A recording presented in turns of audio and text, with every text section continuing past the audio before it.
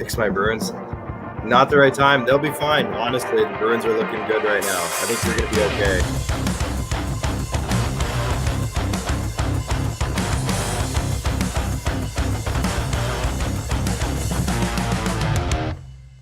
I did it to myself. I have no explanation. Twisted games and tricks all tangled up and wasted. Double down in the bus, sucked into faking patience. Haunted dreams awake still. I love to be so hated. I did it to myself. I did it to myself. I did it to myself. I did it to myself.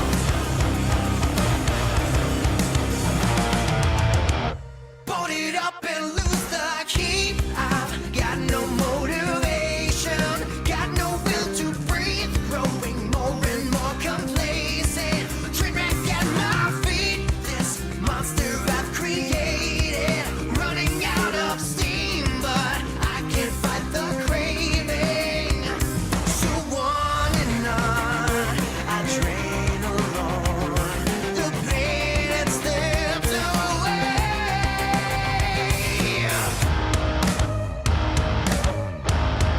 I did it to myself. I did it to myself.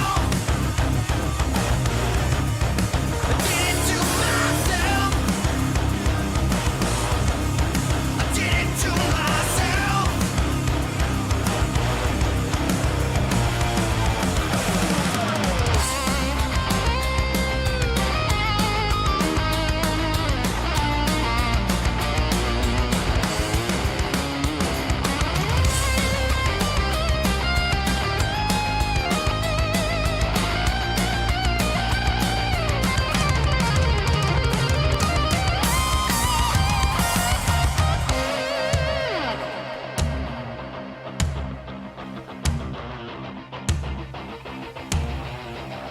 I did it to myself.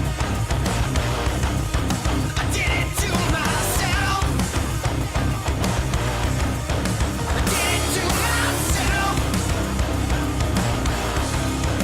did it to myself. Yeah.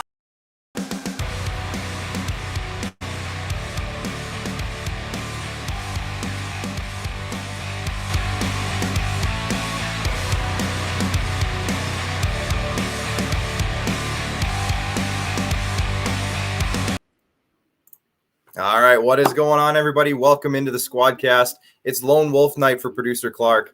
We are jumping in here on YouTube, Facebook, and over on TikTok as well as Twitter. So thanks for jumping in already. I see we got the crew in tonight, and I had my mic hot during the intro, so I'm glad I didn't say anything bad. I don't think I said anything bad. But if you are on Facebook or YouTube, you probably heard me say something along the lines of, I can't fix the Bruins. They're going to be fine, something like that. So we're okay. I've said worse. I see Chad Isaacs checking in. Chad, I'm going to talk about your Bengals tonight, and I think you're going to like what I have to say. Myron's checking in. What's going on, Myron? Let me put some of these comments up as we go. Myron's checking in, our boy. We got this Leafs fan, AM34, checking in on YouTube. Thanks for the affirmation, buddy. I appreciate it. John O'Flynn's checking in. He says, Jordan Blodgett, is he on it once again?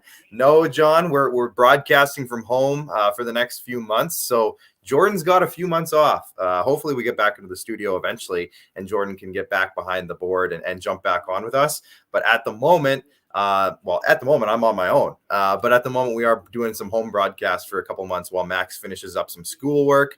And he is busy tonight, and that's what he's doing. I didn't want him to, fail school. Make sure if you're watching on Facebook or YouTube, you hit that like button. That's always helpful. If you're watching on TikTok, tap the screen, hit the share button. Let's get it going. And we're going to have a lot of fun throughout the evening with everybody. But the more you like and share on Facebook specifically, but the more you like, share, and comment on everywhere, the more fun we're all going to have. So let's keep it going and keep those comments flowing all night long. That always makes it better. If you're on YouTube, hit like and subscribe. I appreciate that as well. Max too hungover from the Rams game. Rhett, no, I'll give him credit. He handled himself pretty good over the weekend. But like I said, he is under a pile of schoolwork right now and some job application stuff. So for him, I said, you know what, Max, go handle life, buddy. I can handle tonight. We'll be okay. I got my good buddy, Andrew Gottselig from Hooplife Basketball. He is coming on in just about, right away, actually. He'll be on right away. We're going to be talking NBA for the good chunk of the first part of the show. And then Nick Lewis, Canadian Football Hall of Famer, is going to be joining me in the second half of the show. We're going to be talking NFL and a whole lot of CFL as well, because there have been some headlines in the last few days. And I don't know who better to ask for a take from than Nick Lewis. He's got his opinions on everything. Darren, thank you. Appreciate that. Darren, I need you to trade me some people. All right. I don't want to give you Austin Matthews in our fantasy hockey league, but I need you to trade me some people. Okay. Also, Darren, have you noticed that nobody's answering trade requests in that league? It's kind of frustrating. Also the thumbs up from YouTube. Chad Isaac said, I'll be on anytime you want. Chad, shout out to you for going 4 for 4 in your NFL picks this weekend. I know you're going to want me to say that, and I'll say it. And on top of that, I might be jumping on the Bengals bandwagon, but we'll get into that. When Nick Lewis pops in. John O'Flynn, you're welcome for the update, buddy. Jordan is doing just fine. He's just not producing the show or directing the show tonight. So that's all. That's all it is. Before Andrew Gottselig jumps in here, I just wanted to touch on a couple of things. And the first one is this: Team Canada's 2022 Winter Olympic roster. Not names that you're probably going to look at and be like, wow, this team is stacked. However, it is a kind of a fun list. You go through some of these names, and it is guys, you probably watched in junior when they were growing up. You probably saw for, a couple of seasons on a team that you like or whatever. And now they're probably playing in Europe or maybe in the American Hockey League under an AHL contract. There's a couple of names that stand out for me, for guys that I'm going to be wanting to watch. Josh Hosang, as a Maple Leafs fan, he's on the Marlies. The Leafs have plans of bringing him up, but they can't sign him until after the Olympics, or he can't go to the Olympics. So this has probably been their plan for a few months now. Give him an opportunity in the American League and then eventually sign him, but they can't do it until the Olympics are over, or else he loses his chance to go, because NHL players who are under contract cannot go. That's why you see guys like Eric Stahl. Eric Stahl's a big name, but he wasn't under an NHL contract, so he's free to go. If he wants to, he can go to the Olympics. Adam Cracknell used to play in the WHL. I believe it was for the Kootenay Ice, if I'm not mistaken. Robin Wildey saying Adam Cracknell is a PA boy, so he's from Prince Albert. There you go. There's the connection there. Another name I'm looking forward, like the young guys, Mason McTavish and Owen Power. Want to see how those guys kind of match up against some of these, older, established players. That'll be interesting. David Desharnais, just a name from the past, who was at the Montreal Canadiens for all those years. Daniel Winnick, a guy the Leafs traded twice, and he got them some decent trade deadline stuff 2 years in a row. Jordan Wheel, former Regina Pat, I want to see him as well. Devin Levi, the goalie from the World Juniors last year, he's going to be the goalie, one of them anyways. So just an interesting batch of guys. And it's one of those things where, again, it's not going to be like your household names, but I think when we're watching this tournament, we're going to start falling in love with these guys. It happened in 2018 with that Olympic roster. We started to get to know some of these players, and then some of them got NHL contracts out of the deal. So this is a big deal for these guys. And you know what? All the power to them. It should be exciting either way. Another thing that happened this week, I think was it yesterday? Yeah, yesterday. The Canucks, they've hired Emily Castonguay, and now she was a player agent. She's the first, I think, female assistant general manager in the NHL, if I'm not mistaken. And this is a big deal because I've heard nothing but great things about Emily. And I've heard even Mike McKenna today on, I think it was Sirius XM Radio, said that she's overqualified to be an assistant general manager. So she is a general manager in the making in the NHL. And this is just kind of her stepping stone So this will be great for her, and I'm looking forward to seeing what she can do. And not only that, but friend of the show, I don't have the announcement here, but friend of the show, Rachel Dory, who has been on the SquadCast, has also signed with the Canucks to be one of their analytics department directors. So super pumped for her, because not only did she rock it on our show, but she's been rocking it for a few years in the podcast game, but she also worked for the New Jersey Devils back in the day. So really glad to see her get back into the NHL. She is very deserving. And if you've known her or seen her or talked to her yourself, everyone knows that that Rachel Dory is very deserving. I see that my boy Andrew Gottselig is just popping in, so I'm going to let him just settle in, get ready, and then we're going to talk some basketball, because I got some headlines and I want to talk about these standings. I'm watching the Raptors game tonight, so it'll be interesting. Andrew, I'll give you a couple minutes here just as I finish up this kind of preamble. But yeah, super excited for the Vancouver Canucks to see what else they do, because they still have to hire a general manager, so we'll see what they do there. And they are going in a really interesting direction. There has been some rumors in the NHL world, some names popping up that I want to hear your thoughts on. Janelle, how's it going on YouTube? Thanks for popping on here. If you are watching on Facebook or YouTube, again, please hit that like button and that share button. If you're on YouTube, hit subscribe. Much appreciated. If you're on TikTok, tap the screen, do all the stuff on TikTok, because I know there's a bunch of stuff you can do. Make sure you're doing that over there as well. Claude Giroux's name is flying around the NHL right now in a trade rumor, and this guy comes with all sorts of accolades to his career. He's coming on to his contract year. He's a free agent in the summer, and the Flyers aren't going anywhere this year. So I think he's a name that's going to be flying around for sure. I mean, there's some people tweeting that maybe the Leafs are in on him. I doubt it. Joe Pavelski's name for the Dallas Stars, that's a name I would love to see the Toronto Maple Leafs go after personally. But I've also heard that the Colorado Avalanche might try to go after him. They might be after Giroux as well. John Klingberg's name, we talked about him before. He's a guy that could bolster a defensive group for sure. So, I mean, there's all sorts of rumors flying around in the NHL right now, and we will get to those later on in the show if you guys want to talk about it. After our two guests tonight, I'm going to be doing a Q&A. We're just going to talk. We're going to chat. You're going to ask questions. We're going to go back and forth. We'll talk about some of that rumor stuff and maybe go in more some NHL topics, maybe look at the standings and around the league and stuff. But as I mentioned, Andrew, I'm going to bring you in here, buddy. Andrew Gottselig has been on the show multiple times. I'm rocking the Hooplife red tonight because it is basketball talk night. Andrew, welcome to the show. How's it going, Andrew? Oh, let's go. I love the drip, man. Oh, yeah. I had to put it on tonight.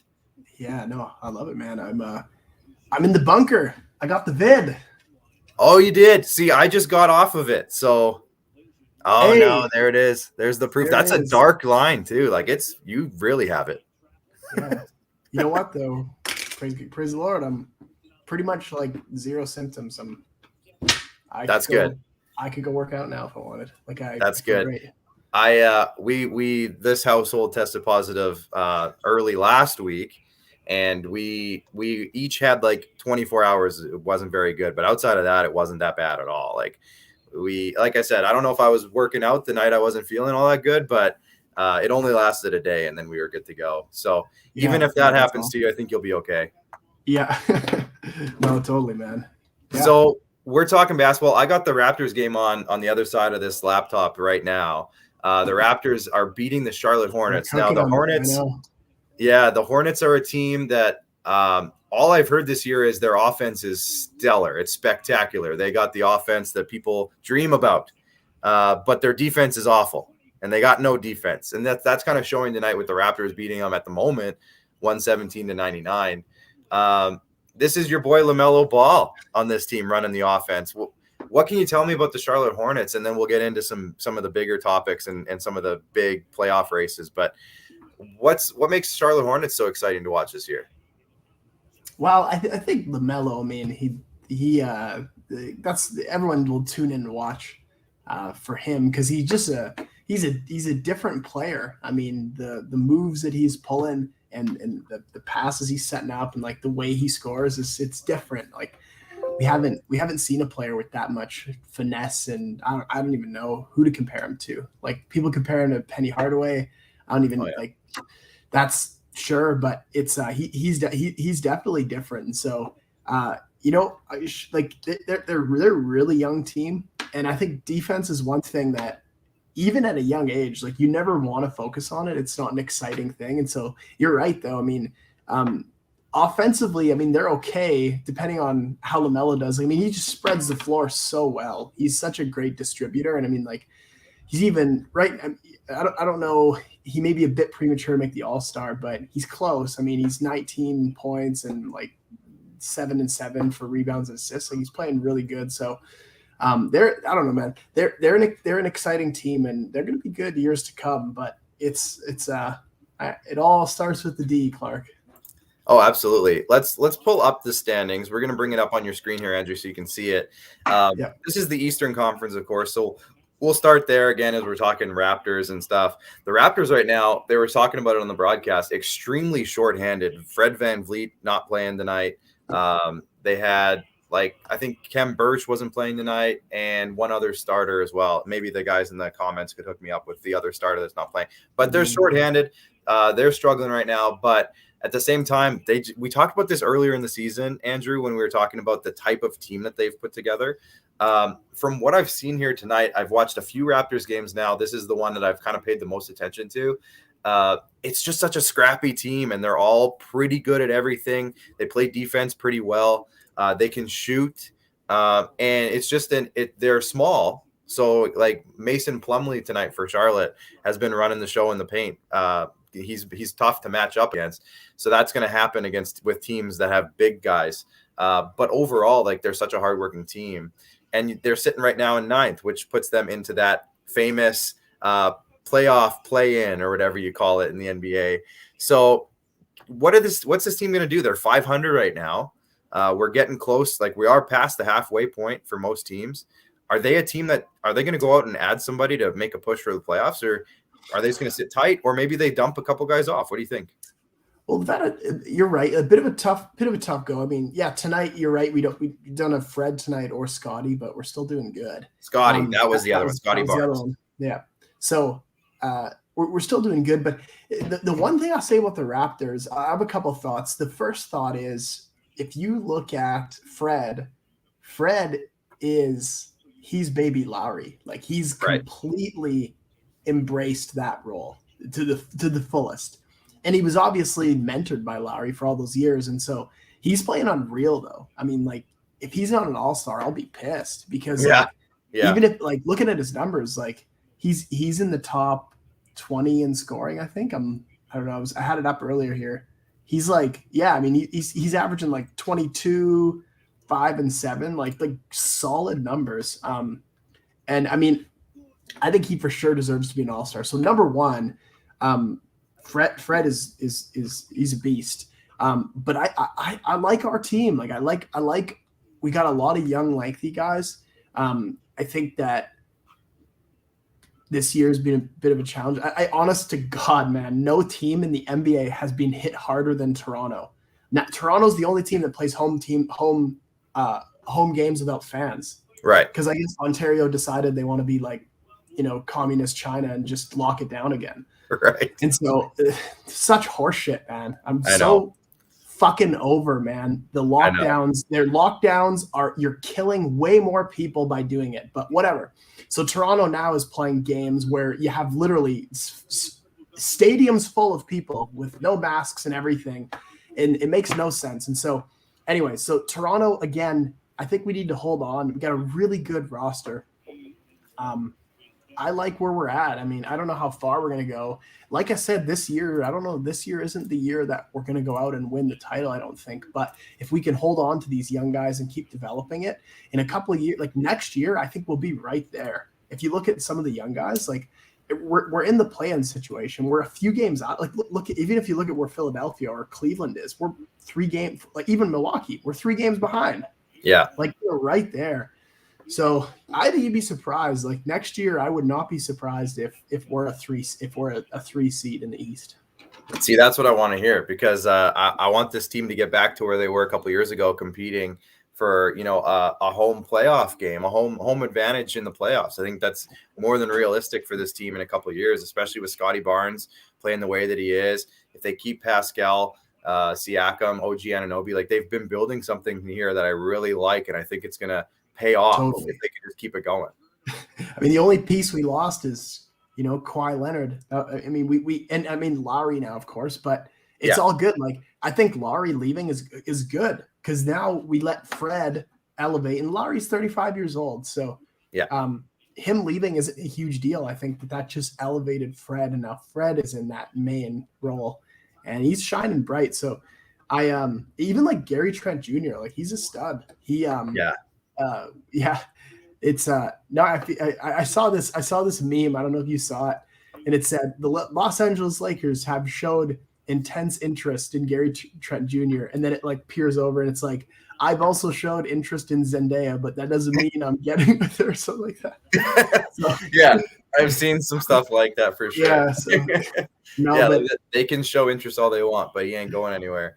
The one team I've been super excited about, and I'll bring the standings back up, just kind of following their storyline this year, is the Chicago Bulls. I said earlier in my pregame show, in my pre-show video, I was chatting with some people. Suns Bulls. That's my dream finals this year. Suns Bulls. I can move down here to the Western Conference. You see the Suns obviously dominating. Well, what about the Lakers, Clark? No. What about? Don't you have them? No. The Lakers are the Lakers, man. The Lakers are dog. They're in the play-in, Andrew. How can I be choosing them to be my dream scenario? I'm with you, dude. They're hot. You have a dog, man, and you have a dog. Yes, I just got. We just have a 3-month-old dog right now. I love it. Okay, yeah, so just got one. His name's Freddie. That's Fred, man. There we go. There you go. So I always use think about this. Imagine you're out in like I know it's middle of winter now, but imagine we're out like a hot day. You put some water outside for your dog. You put it on the deck and you leave it there for a few hours. And then you come back to it and dogs came and drank it. What does that become? It becomes hot dog water. That's what the Los Angeles Lakers are. They're hot dog water. That's fantastic. I think we have to make a meme out of that. Yeah. Absolute garbage.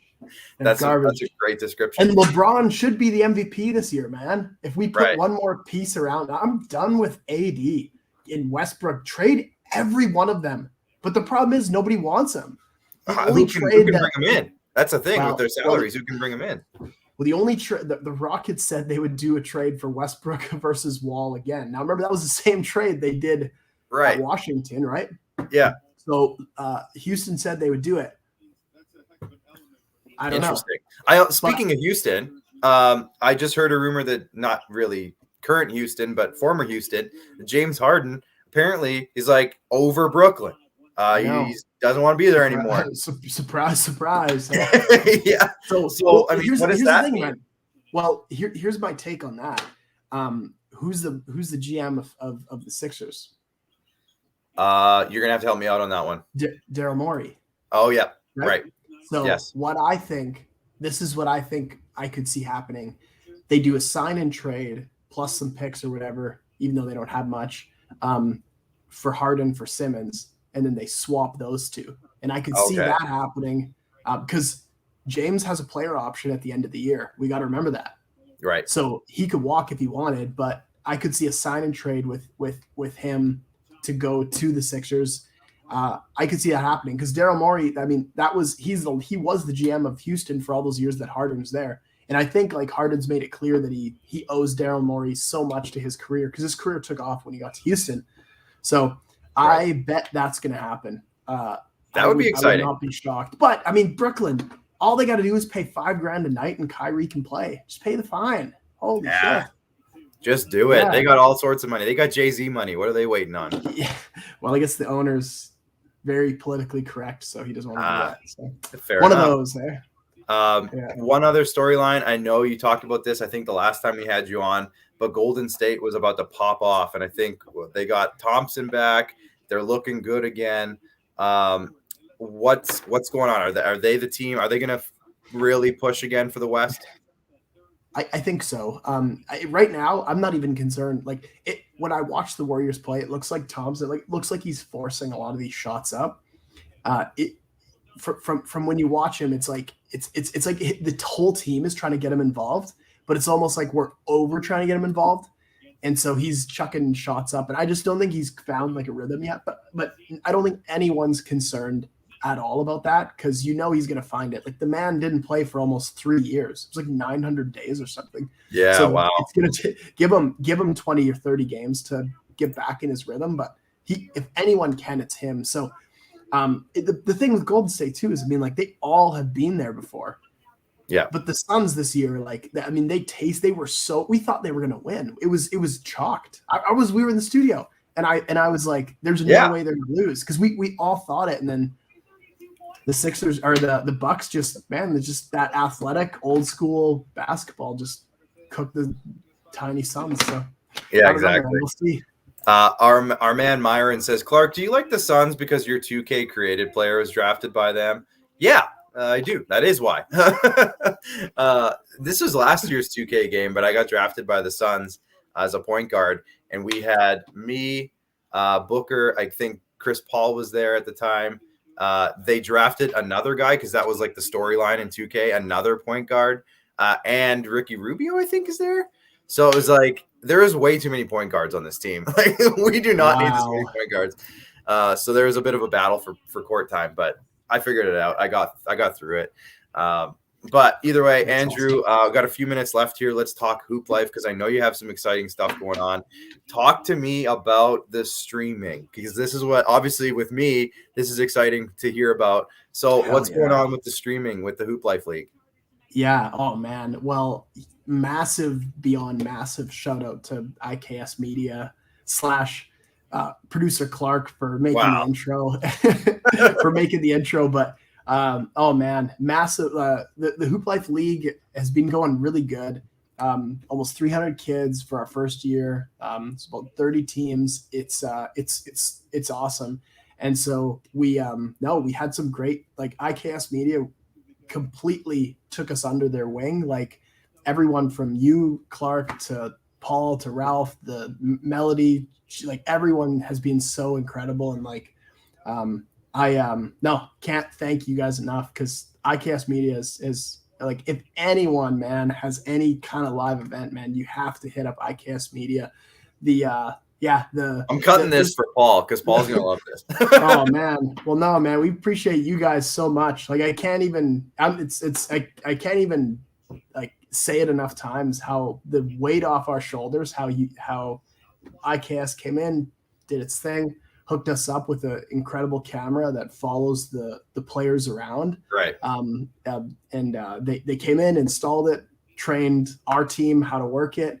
And it's smooth and awesome. So basically with this though, what's going on now is, so your league is playing, is it every day?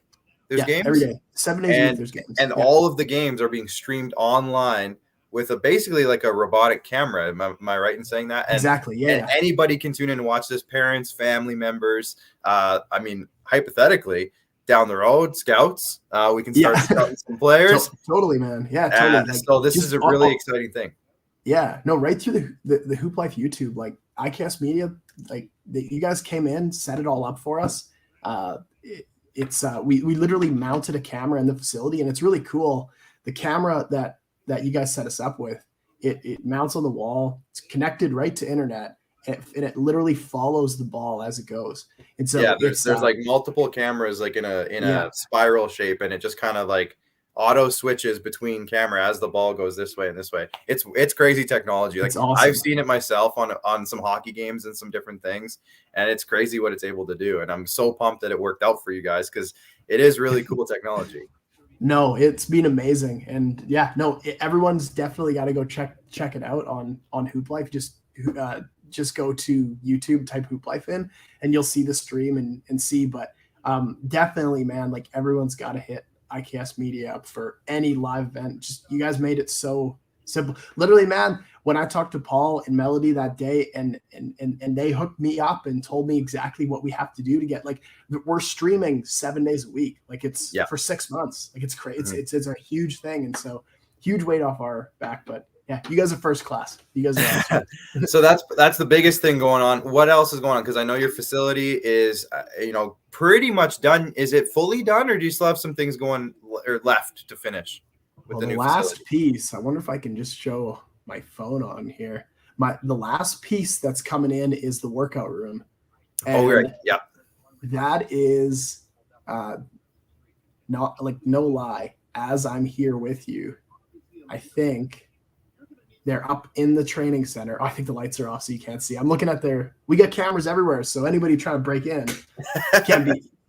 Anyway, you Andrew can't can see just watch you. So it's you're on it's camera. black. Smile. It's black and white. It's black and white, or I'd show on my camera. But anyways, long story That's short, fine. the turf is getting installed this week. So Nice. they're within the next few weeks, that whole training center will be done. And then at that point, the building's pretty much finished. Like That's it's fantastic. I wish I could have did this interview in the building, but obviously, Next time.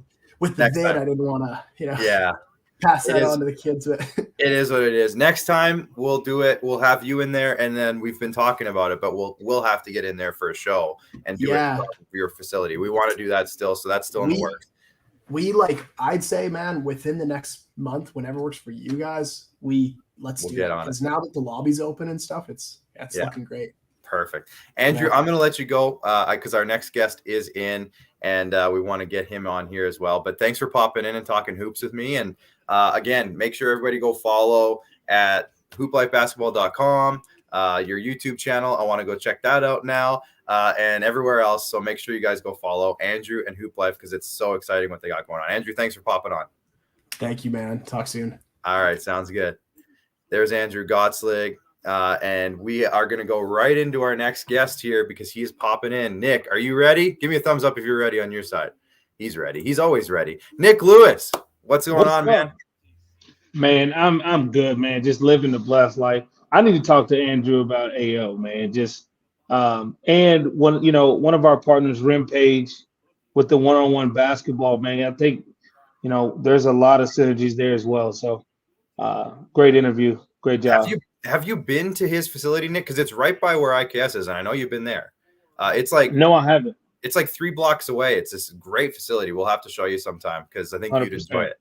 I'm a hooper. Basketball is my favorite sport. So yeah, exactly. It's good. I love the art behind you, Nick. Is that your homework you got going on, or what's going on? What's going on? You know what?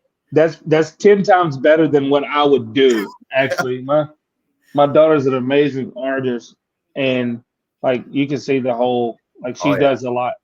And for a 6-year-old, it's really good. Love it. She's doing really well with that. So she gets to be a part. My 9-year-old is she's got the art bug too. So we got a lot of art downstairs. It's just not up in our bedroom here where we're doing the show from tonight. But Nick, obviously, if we're going to get right into it, a huge weekend in the NFL. I mean, some unbelievable football games. I'm sure you were right in there for most of them, watching them and breaking them down, because I know your mind works differently than a lot of people's minds. So tell me, let's start with the Bengals. The Bengals, I know I got my guy Chad Isaac watching. You know Chad, I think. He says, yeah. Nick, what's up, bro? So what's Chad's checking in. He's Bengal fan number 1 when it comes to the SquadCast. So the Bengals beat the Titans. A, I guess, did you see it coming? And B, yeah, I picked the Bengals. You picked the Bengals to win. The Bengals are just so versatile. I think that Mixon is really an underrated back for what he does in that offense. He's able to carry the ball when they know they're going to run the ball. He's able to get off and do some things, break some tackles. But then when you look at the emergence of Uzama at tight end to go along with Boyd and Higgins and Jamar Chase, I mean, who really has a better receiving core and quarterback completely like that? I mean, maybe Buffalo, but Kansas City doesn't even have that, right? So I just looked at them and I was like, man, that's a dynamic offense. And then I see Derrick Henry coming back. I know what it's like to come back off an injury early. And I tell you what, you can gut through it. You can play through it. You're nowhere near the man. I mean, 4th and 1. And for the first time probably all year, I've seen Derrick Henry with his feet parallel. And I know, and I'll tell you this, whenever your feet are even with each other, that means you have no power going forward and you're only going backwards. 1 foot in front of the other, carry power, meet force with force. If Derrick Henry could run, he definitely hop steps that guy that got pushed back, and he's gonna ram into the line and get the yard. But he can't do that. right? So kudos to him, man. I understand the level of commitment that it takes to come back from an injury like that. But to do it in that time frame, I knew he wasn't going to be healthy. Deontay Foreman, I mean, went from out of the league to having a job next year. I think he did a great job. But, Julio Jones is pretty much a shell of himself at this point because of injuries. He can still make the dynamic play every once in a while. A.J. Brown is amazing. I think I was a slower A.J. Brown at some point in my life. But no, he's an amazing athlete, makes great catches, the one-handed catch for the touchdown. But I just ultimately knew, Cincinnati gets after the ball. Yep. Defense, they fly around, they do things. And I just didn't think there was any advantage for Tennessee. When I looked across the board, I didn't say, okay, Tennessee's going to blow them away in this aspect, or Tennessee's going to blow them away here. No, I just seen two teams that it could pretty much go either way, but it was probably closer than it should have been. Cincinnati probably should have won that game a little bit better, easier than that. There you go. Just a quick shout out here, Fatherhood Confessions. He's my guy from TikTok. Shout out to him. Thanks for popping over on YouTube. And Nick, this is for you. Janelle says, is it just me, or is Nick one of the most handsome men to ever exist? That's her words. Just saying. I like to think so. I'm a little overweight right now, but I look at myself like shallow Hal though. I don't feel as big as I actually am. And I think that's my problem. Like, I look in the mirror and be like, damn, I ain't really gained no weight. And then I see myself on camera and I'm like, damn, I did. It's just more of you to love, Nick. That's my I'll get it back. That's my life slogan, just more of you to love. But thank you, Janelle. Thank you, Janelle. Absolutely. My dad always talks about, you got to have a tool shed to cover your tools. Exactly. Yeah, exactly. One of the, I don't know, this game kind of stood out to me just in the fact that it was kind of different. It was a little bit boring to an extent, but the 49ers squeak one out against the Packers, Nick. Again, did you pick the 49ers in this one, or did you see it coming? What happened here? I picked the 49ers early in the week, but then I went against myself to go with the Packers. Yeah. But here's the biggest thing that I see. Nobody fears Aaron Rodgers in the playoffs. Like, it's not like nobody says, hey, I don't want to play Aaron Rodgers in Green Bay. Right. You see Pat Mahomes, like, I don't want to play Pat Mahomes in Kansas City. I don't want to play Josh Allen. I don't want to play these young guys. But nobody's like, I don't want to play the Packers in Green Bay. As great as Aaron Rodgers is, he doesn't strike fear in anyone. And it's almost like he shows moments of greatness and he shows his tool set. But then sometimes he's just like an average quarterback, right? You can't really tell the difference between Aaron Rodgers half the time and Herbert. And when I say that, it's like you can't just throw the ball up to Devontae Adams all the time. And I think that a lot of the distractions off the field just continue to carry over. And, I just didn't see them being a dynamic team. I mean, you have two running backs that are pretty good. I mean, Dylan's a nice changeup. But outside of Devontae Adams, I just don't see them going out there and just tearing you up unless you just have a bunch of defensive breakdowns. Well, and we've seen the 49ers got after the Cowboys with that front four.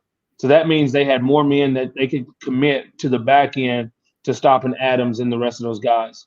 Randall Cobb came back off injury too. Yeah, you can attest to this, Nick. I think once you get into the situation where you see these receiving numbers, 2 guys with 9 catches, 2 guys with 1 catch, 1 for 0 yards with Mercedes Lewis, and then nothing. I mean, even a guy like you who is the CFL reception king, I think you would attest to, you need to spread the ball around a little bit more, or else guys can just start shutting you down. Was that the case here? 100%. And I think going into the playoffs, well, I know from my previous experience going into the playoffs, teams, they try to allow you, if you can beat me mentality, right? These guys have to beat us. Devontae Adams is not going to beat us. He might get 9 catches, but they're not 9 catches down the field, right? He might get 7, 8-yard catches where he can turn it into 12. He might get a couple screens. That's fine, but he's not getting the ball down the field. You can't beat me with a deep play in Devontae Adams. As you can see, he had 2 DBs that had a better chance to catch the ball than Devontae. right? And whenever you play top down in the playoffs, that hey, you're not going to get by us. If you want to run the ball all day, then that means Aaron's not getting in a flow. And that's why I never really liked the Packers to really contend with some of the caliber of teams that's really still left. Right. Yeah, absolutely. And now there's going to be all this drama around Aaron Rodgers in the offseason because, there was a lot last year and he came back and it's just going to be the same or if not more. And we can talk about that on a whole other show if you want. But I don't know. Do you think Aaron Rodgers is going to go somewhere else and make another push somewhere else, or what's his deal in the offseason? Honestly, I look at it like this. I think Aaron needs to go somewhere else. I think his time in Green Bay has ran its course. I would like to see him go somewhere else and really try to perform. But everybody's like, he wants to go to Denver. But I don't think he wants to go to Denver because he don't want to see Josh Allen and Pat Mahomes in the playoffs to get to another Super Bowl. Right. So if he does go somewhere, I think it's in the NFC. But we'll see. But look at his lifestyle. Riding in the back of pickup trucks after the season, drinking beers, doing things. He's a really down-to-earth, cool guy. I hang with Jermichael Finley in Texas, and he playing with Rodgers for a long time, understands his personality and everything. Just a really, really laid-back dude. So I just don't see any place really affecting him. And I don't think he really fits in going to New York. Right. Yeah. Right? Fatherhood Confession says for his potentially last game as a Green Bay Packer, he didn't really show any resilience or make the big plays. And then he says, send him to the Titans, Aaron Rodgers. I don't know. There you go. Not the way he structures contracts, right? Right. Because Tannehill's making so much money next year, you can't get rid of him. So you're stuck with that contract for another year, maybe 2 years. Yeah. But that's why you have the run game. It's like the Cowboys. If you can run the ball downhill and you can play off of play action, Dak is so much better. Tannehill is so much better. He gets on the edges. He threatens the defense. He stretches the defense. And the threat of him running and throwing off the run is great. But if he's got to be a drop back passer, you're not going to get great results. For sure. Now, speaking of a quarterback who might have played his last game for his current team is what I'm trying to say. Tom Brady and the Bucs almost do it again, Nick. Now, obviously, when Tom Brady did it the first time, he was with the Patriots, 28-3. I'm a Falcons fan. It's burned into my memory. But it was 27-3 in this one. He came all the way back, and then the Rams just pulled it out at the end with that field goal. This was one of the more entertaining games in recent memory in the NFL, especially with the comeback late. Tom Brady took a while to get going, but once he did, it looked good. What were your thoughts on this one? Noel Thorpe, Winnipeg versus Edmonton. Mm-hmm. Milt Stegall catching a 100-yard touchdown on the last play of the game. Yes. You look at what Tampa does. They go to a cover zero defense. Winfield gets caught looking in the backfield, thinking that there's no reason that he's going to go deep, that he's probably going to break across his face, and he's got a break on it. And Cooper Kupp never broke stride. It's really interesting because Matthew Stafford talks about run for the love of the game, and that's a real thing. You actually say that in meetings, like, you're running for the love of the game in this one because all you're doing is clearing space for somebody else to get the ball. But for him to run it like that in the fourth quarter with the game on the line shows you the type of mentality that Cooper Kupp has and the type of respect he has for the other receivers.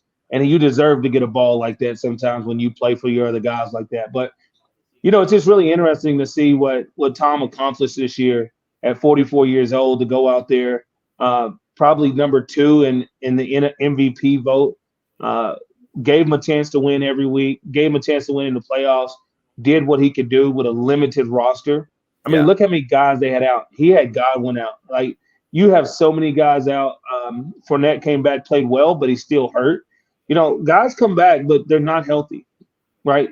Yeah. He made some good runs, but overall, he's just not healthy.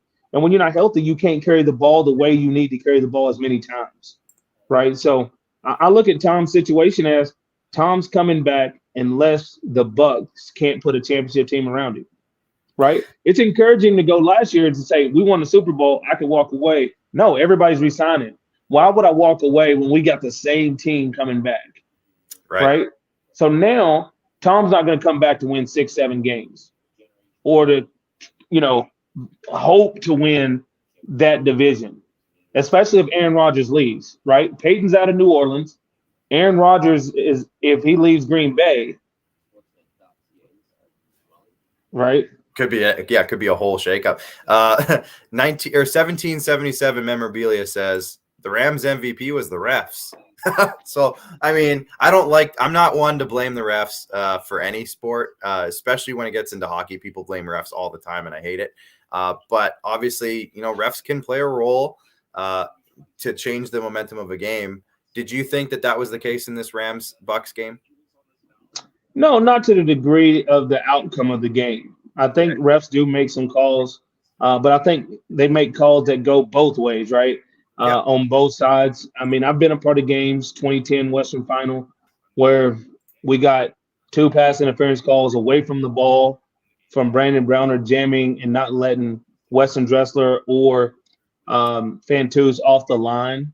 Right. And then they threw the flag after the result of the play. They gave them a first down, and the next play they scored both of their touchdowns. So, I mean, I understand that did play a major part in the decision of winning a game. But overall, I just don't think the refs play too much of a part. As long as you're consistent, right? They can't call holding every play. They can't call every call because at the end of the day, the game would just not be – it would be stagnant.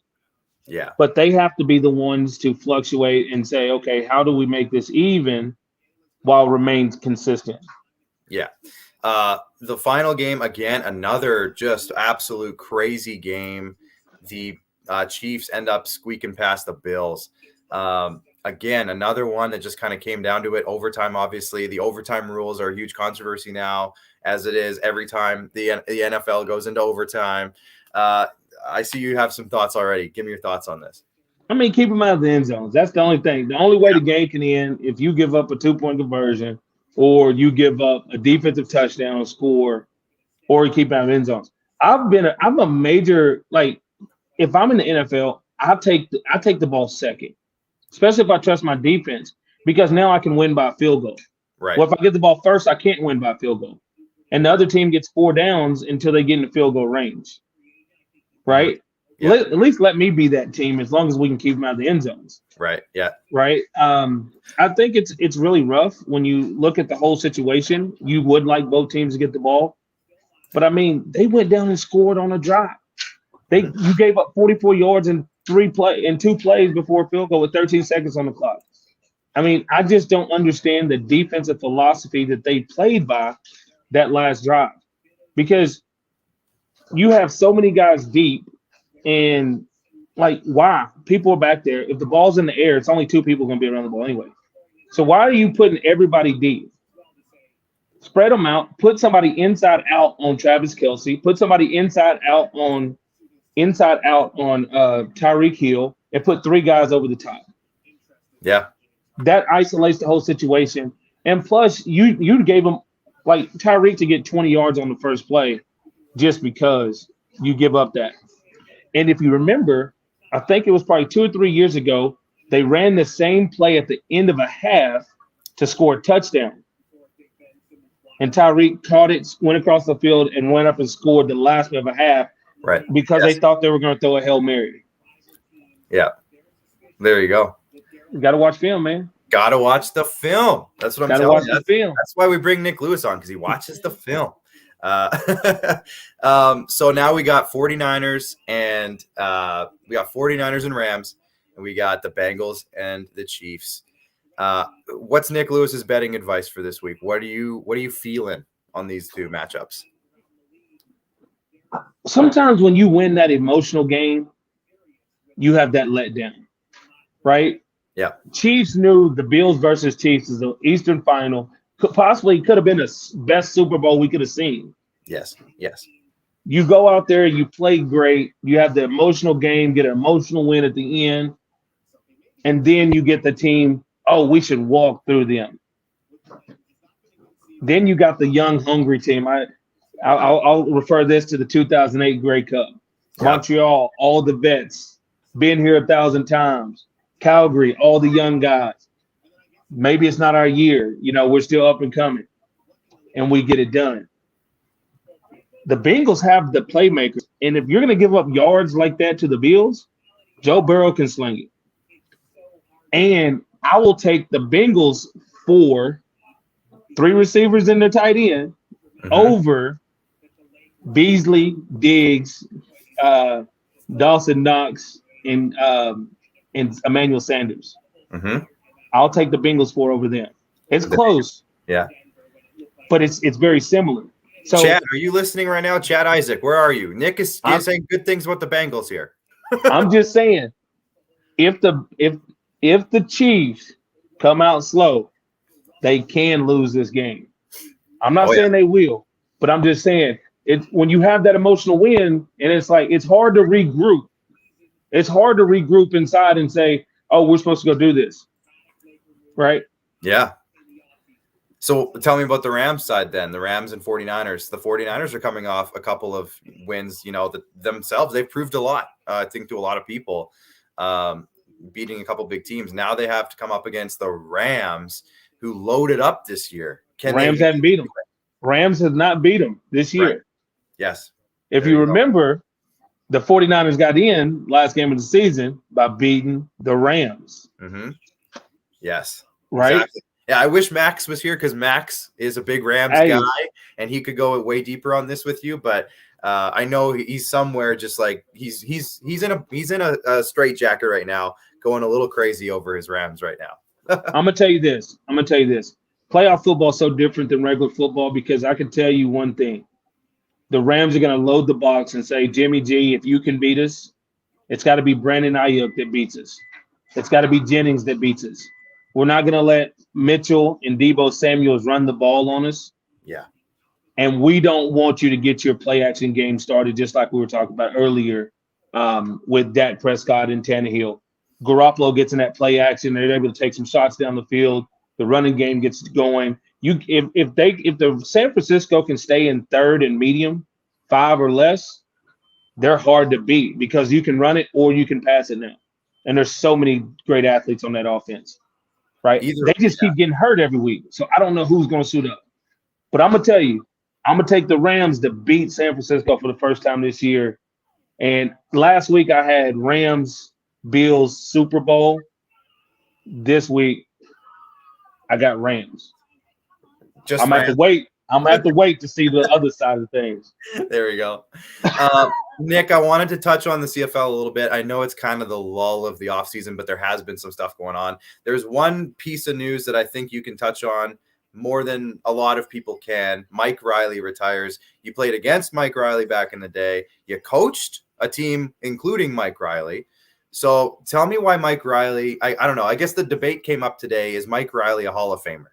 I think he has a strong case. Yeah, a strong case. But just tell me about Mike Riley, the guy, because I know you have a unique connection with him more than most people would. I'll tell you this. Mike Riley's the type of dude that you want on your team. You want to be your teammate. Not only is he a smart individual in the game, he plays through anything. He's a warrior. You never want to talk about your quarterback in those terms. You never want to say your quarterback's a warrior that gets beat up and keeps going, right? But the type of man that he is, the type of father he is, the type of husband he is, everything that I know Mike Riley to be, and the competitor that he is and was, is a truly amazing individual to be around. When we coached him to see him show up at 6 o'clock in the morning every day, leaving at 6, 7, 8 o'clock at night, wanting to be involved, wanting to help however he could. Just shows a testament of the type of character that he brings to the field, but that he brings to the locker room as a leader. And most people underestimate the value of leaders. Like, you see their play on the field, and it's like, okay, Mike's getting old. His shoulder's not going to be the same. He's always rehabbing. And sometimes that stuff just gets, like, you always think in the back of your head, am I ever going to be healthy again? Can I play the game the way I used to play it? And that I know I can still play it. I just need to be healthy to do it. And once you go through that so much, it becomes a burden, right? Sure. I thought that the season off for Mike would be really helpful because now it rejuvenates him. But man, it was just tough because he comes back into it off of shoulder surgery, and he really wasn't right the first week of the season. Didn't throw the ball in training camp this year, right? So there were so many things that happened right before the season started that didn't look great for Mike. He pressed through the season, gave his team a great chance to win.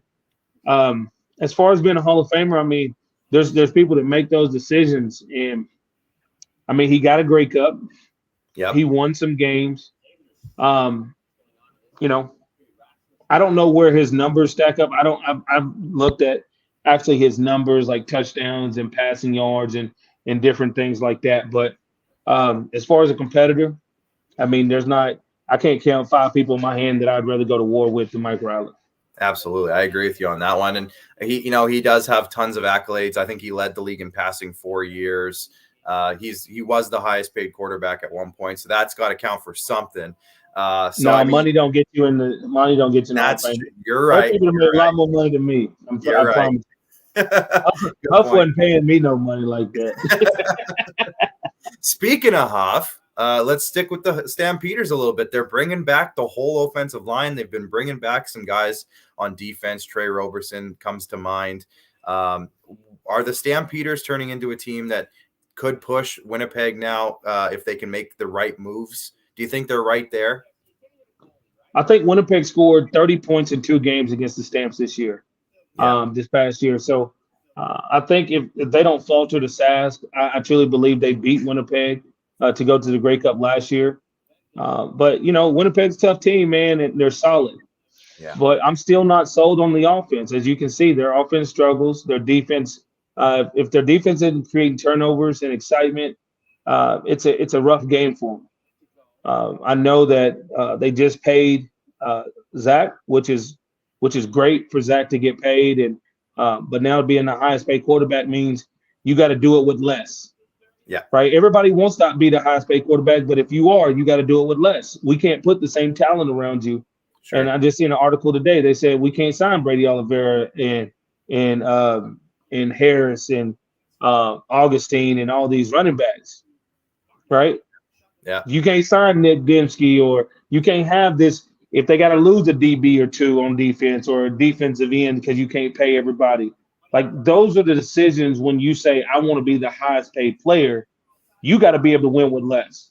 That means if your defense can't sign the people and they give up a couple extra points, you got to put them on the board. Yeah. If you don't have the receiver that can go get it like Darvin Adams or what's his name, Kenny Lawler. Right. Lawler, if you don't have Lawler, who needs to get paid, right, well, doing he does, you don't have those guys. How are you going to make those plays? You can't come to the sideline and be like, man, my guy ain't making the catch. Well, that's what you did when you took that contract, right? And I'll never tell somebody not to get paid, but just understand when you're asking for that type of money, you need to make it up in your play because the players around you are not going to be the same value that you're used to having.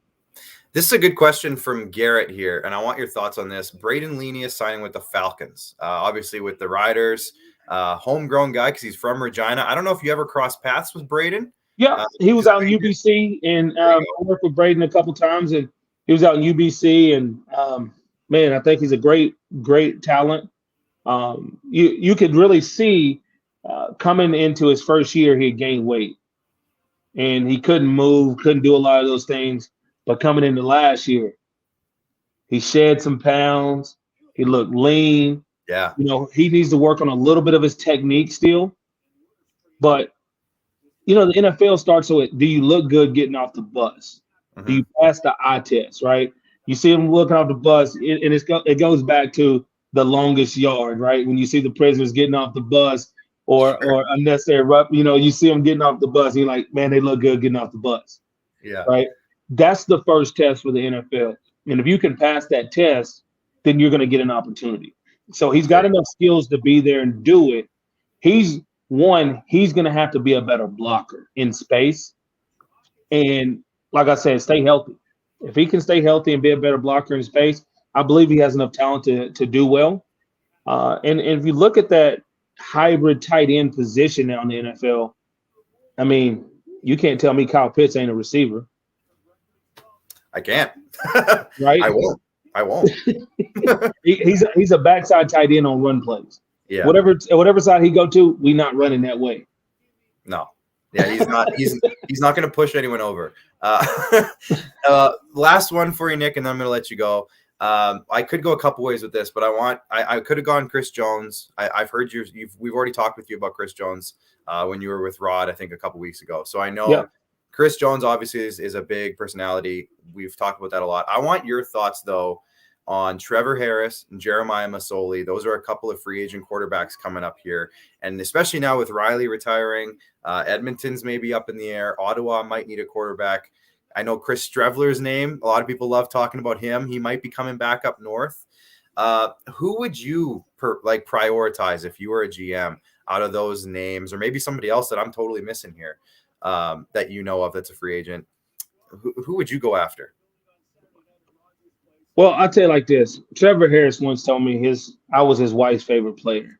Mm-hmm. So I'm not going to come on here and disrespect Trevor Harris. That's a good point. But I also know Trevor Harris needs to be in a specific offense. Okay. Just like Cody Fajardo, right? You can't be in offenses that want to go down the field.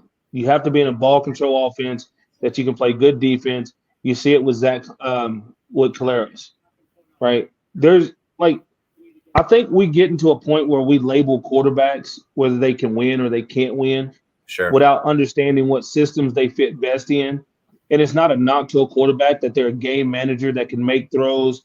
I can make 2 or 3 throws during the course of a game if I need to, but I feel more comfortable executing the offense, controlling the ball, letting our defense make plays. A punt's not a bad play. And when I look at those quarterbacks, I get all of that.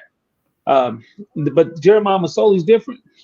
He's more Henry/Michael Bishop. Strong arm. I get in trouble because I try to make throws that I shouldn't because I believe in my arm too much. Yeah. And but they're all great competitors. They all have the tools to win, but they just need to be in the right offense that allows them to do it. I see Wilder signed back. If you have the right pieces in Edmonton and you have a good defense, I don't see a problem with having a Trevor Harris. But I like a guy like Shea Patterson. Okay. Shea Patterson is a guy that played at Michigan, played big-time D1 football, won some tough games, didn't get a chance to really show his skill set at the combine because of COVID and do things like that. Was in BC last year, then went to Montreal. They like him over in Montreal. So I think he's a guy that could go and really make some noise because he's active with his feet. He can get on edges. Him and Vernon Adams are very similar in their skill sets, right? He's got a good ball, and he's a smart guy. So I see a guy like, say, Patterson being a name that I don't know if he'll be a free agent, if he'll sign back in Montreal, but I see him being a type that can go and really make some noise. But that's the beautiful thing about the CFL. 2 or 3 quarterbacks going to play for each team.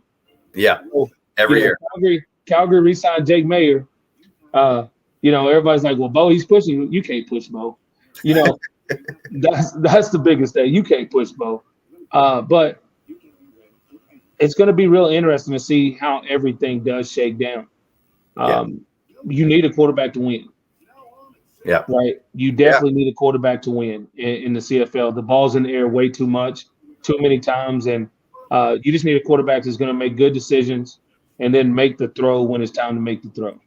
And someone, Nick, who can make the catch when they have to make the catch. And that's what you are so good at. And that's why you do tonight. Nick, thank you so much for popping in here and chatting. Hey, can I say one thing real quick before I go? I was going to, before you go to, I want you to pump AO. I want you to tell us what's going on with AO and everything you got going on there. But yes, absolutely. Tell me what you got to tell me. Oh, man. Can I name drop real quick on a couple names we're bringing to AO? Yes. Man, so we're bringing a couple more names. Just signed Mike Singletary to AO. Yeah. We just formalizing a partnership also with James Hagler, which is the son of Marvin Hagler. They got some never before seen footage that we'll be releasing in the future, as well as their boxing promotion that's going to be coming to AO as well. We're close to a partnership. We've had a couple meetings with Ray Leonard Jr., the son of Sugar Ray Leonard, and he's partnered with Jerry Rice, and He's partnered with Marshall Falk, Tracy McGrady, Penny Hardaway, and more. So we're bringing more and more great people to the platform. Pamela Villado, uh, and she does Women Who Does Wonders. She never climbed a mountain before. Her first mountain she ever climbed was Mount Everest. Now she's preparing herself to climb Mount Kilimanjaro. So, hey, there's some amazing people doing amazing things out there that we're going to be bringing to the platform. That's going to be sharing their content, sharing their journey, sharing their stories, and beautiful things like that. We're working with some great individuals, and more and more. We got 5 doctors on board to talk anything from gray matter in the brain, talking brain health, marijuana in sports, talking about the effects of marijuana and understanding that we need to be educated in that area. It's not the same street drug anymore. So we need to start educating our kids, educating the parents on how that's beneficial from CBD in those aspects. So we want to just do our part, share knowledge, and be able to create this ecosystem with all these wonderful men and women. And, I'm just looking to share it. We're going to be diverse in inclusion. I have a meeting tomorrow with a guy that's the CEO of it's a gay boxing league in Australia. Oh, wow. There Right. you go. So we're all about inclusion. We're all about bringing people together, understanding that we all have space and we want to support each other. I'm looking forward to the SquadCast coming to AO as well. And, and promoting each other and just being, one of the biggest things is I'm actually heading down to Texas next month with the SAS Selects. When we went down to Vegas in November, we got 2 gold medals and a silver. So shout out to Zelko and the rest of the coaching staff and all the players for the SAS Select. So looking forward to going to Texas, San Antonio next month. But right before I go there, I'm headed to Arizona. There's an NFT event. Snoop Dogg just confirmed that he will be coming and performing. So I'm going to be there. These people, I'm going to say it like this, these people that we are associated with now that's only expanding who we are and what we're doing has been so beneficial for us in what we're doing. Shout out Josh Mims and the Bees Society. If you're on Twitter, go follow bees.social. I'm telling you now, BEES.social. You're going to love the project, the NFT project they have going on. They're bringing people together, and it's ordinary people like me and you, right? Yeah. From all different backgrounds. They have a 15-day summit. There's Snoop right there. They have a 15-day summit going on right now, 24/7. Wow. That you can actually go listen and learn about Web3 and go listen and learn about other things. And they're talking about collaboration and they want people's input. It's just building community. We're all going to a great place. Why not go together? So they're definitely aligned with what we're doing. So I got my B NFT, so I'm happy. There you go. I'm happy. But I want you to get your BFT too. But also we want to educate people on crypto, not the bad projects, not the pump and dumps, not the meme coins and things like that, but NFT asset tokens and different things. So go get your education on. And it's time for us to join together. I mean, the world has taught us that we are better together, not divided. And I'm just going to do my part. I'm going to keep rocking, and AO be coming soon. So I appreciate you, Clark. I know Max ain't here, but I appreciate y'all for allowing me on your platform and share my knowledge, but also to be able to share news like this. So thank you. Absolutely. Well, if you're not following Nick already, you have to, because as much as excitement every time we bring Nick on, and Nick, we let you tell us what's coming up next, there's more coming. So just follow Nick now while you still can, because he's going to the moon, as they say. Nick, thanks for popping on here with us tonight. I appreciate y'all too. Have a great one. Nick Lewis, the legend, the boss. Love having him on every time. Always learn something with Nick Lewis. And like I said, if you're not following him already, jump on it, because there's more stuff coming that's just going to blow your mind. It's wild. But we're going to jump into a quick little Q&A. If you have questions, you want to throw comments out there, now's the time. We're going to wrap it up. I shout out to everybody on TikTok who's been hanging out this whole show. Shout out to everyone on Facebook. I see Chad Isaac still hanging around. I see Fatherhood Confessions on YouTube is maybe still hanging around. If you haven't already, hit that share button on Facebook. hit that share button on TikTok. We're going to keep going over on TikTok for a while. I might shut it down pretty quick here on Facebook, YouTube, and Twitter. But thank you guys so much for hanging out tonight. I lone wolfed it, but we brought in Andrew and we brought in Nick, and those guys really carried the show, let's be honest. But they're great dudes, of course, and we love having them on every time. Carlos Legena, you've been hanging out the whole time too. Thanks, Carlos. Sheridan, what do you think about Bonds and Clemens? Thank you. I wanted to mention that earlier in the show because I was going to talk about the MLB lockout and I didn't get to it. That was the thing. So here's my thing about the Bonds and Clemens, and I think Max is on the same time wavelength as I am, but how can you tell the story? I think this is the biggest thing, and I've seen a lot of people say this about the Hall of Fame. It's about telling the story of the sport. How do you tell the story of Major League Baseball without the guy who leads the entire league's history in home runs? And I think he won MVP, 7 times?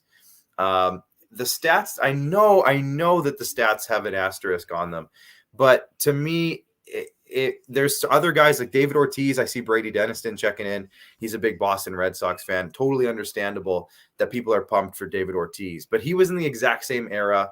There's a lot of suspicion around him for steroids too, but because he was an awesome guy and a fun guy and people loved him, he got in. And because Barry Bonds was, maybe Barry Bonds wasn't the nicest dude, but on the field, and when you look at stats and when you look at numbers, his name is undeniable from the story of the sport. And that's my point. So to me, I would say Barry Bonds should have gotten in. He was this close. I think, what was he, like 10% away from getting in of votes? Roger Clemens, you know what? It's kind of the same boat in terms of how he treated people. I think during his time, he was just below Barry Bonds in terms of votes. But he's different to me than Bonds because I think, he won a Cy Young or two. I don't know his exact numbers. He won a lot of games. Obviously, he was one of the best pitchers of his time. But I think you could probably get away without him in the storylines of telling the story of the sport of baseball. Barry Bonds, to me, you can't. You just can't. It's unavoidable, and I think he should be in the Hall of Fame. I think it's dumb that he's not. Personally, that's my personal hot take.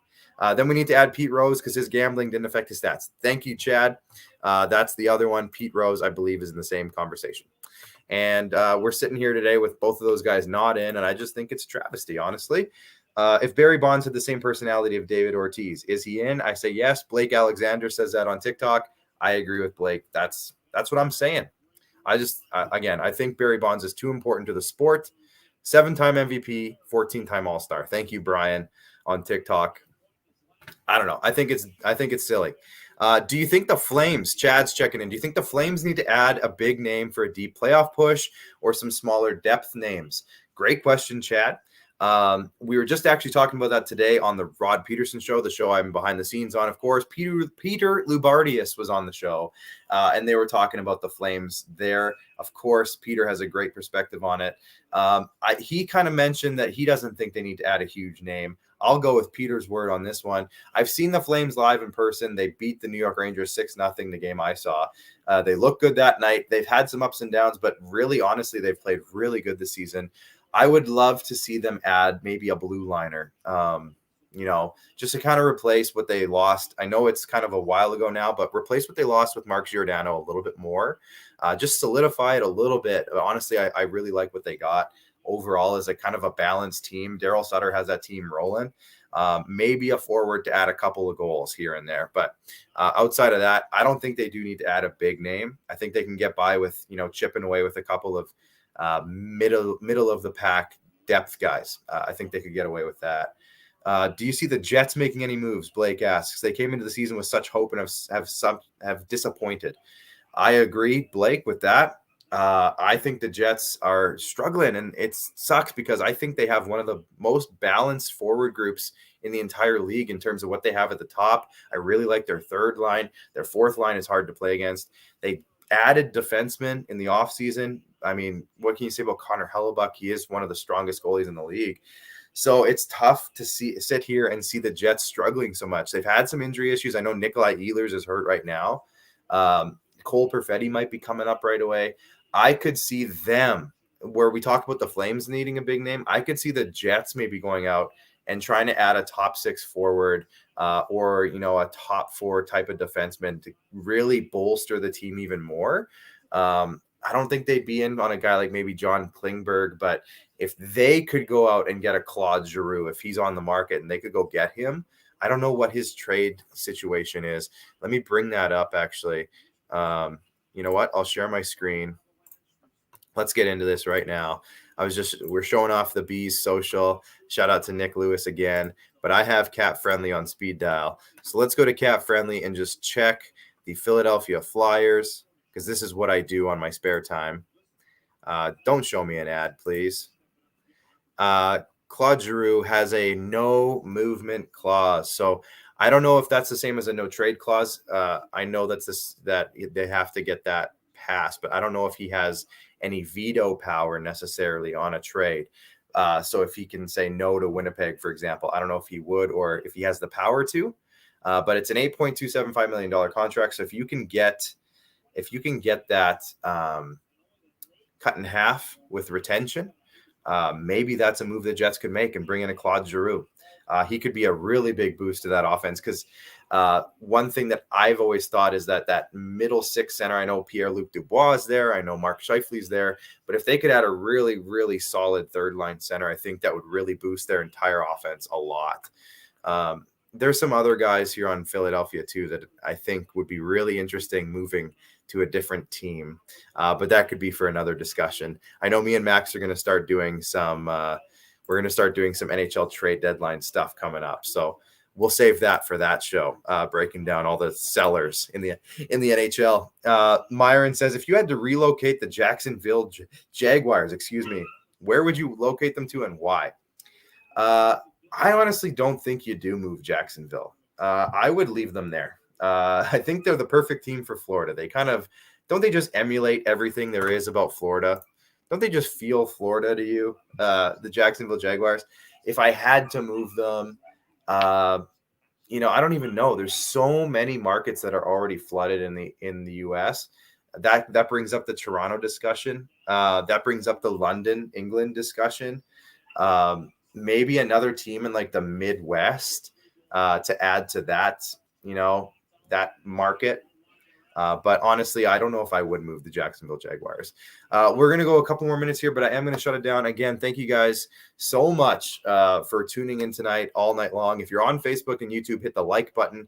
If you're on Facebook, hit that share button before we go here tonight. And on TikTok, I'll stick around with you guys after the show. So if you want to see the after show, head over to my TikTok channel. But next week on the show, I think we're going to have some special guests for you. I've been already talking to one, and if you're watching on TikTok, you know who you are.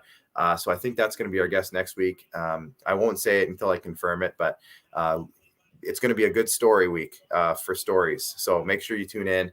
That'll be a good one. And I think we might have some Hockey Podcast Network streams coming up, maybe on Saturday for the Leafs and Detroit Red Wings, maybe. But I might have some stuff going on. Max is busy, I know. So we'll just have to figure that one out. So stay tuned for all of that stuff. But either way, we're going to be back here on Tuesday night next week for another episode of the SquadCast. And we hope you're there as well, because you guys are the best. We love you guys. And we'll chat again soon. Appreciate you all. Oh, you know what? Before I say goodbye, shout out to IKS Media, our sponsor. Original 16. I got to show off these guys. They're my favorite. Original 16. Let's get the light off of it there. Original 16. This is the hard seltzer. This is going to be my post-show drink, as I do every week. We always do one at the end of the show. So cheers to everybody here. They also have, obviously, the great beer selection, Original 16, and Great Western Brewery. And I say this a lot recently, but I'm super pumped about it. For those who are watching in Ontario, it might be coming your way soon. I know it's a Western Canadian thing, but they have expanded their brewery, and they're hoping to come out your way before too long. So cheers to Original 16 and Great Western Brewery. They are awesome partners, and we appreciate them. Hooplife Basketball, obviously. RBI Baseball, our boy Chris Untriner, who joined us last week. Shout out to Chris and the team over there. And we're going to shut her down now. Now is the end of the show here on Facebook, YouTube, and Twitter. Appreciate you all. See you next weekend. Next week, not next weekend.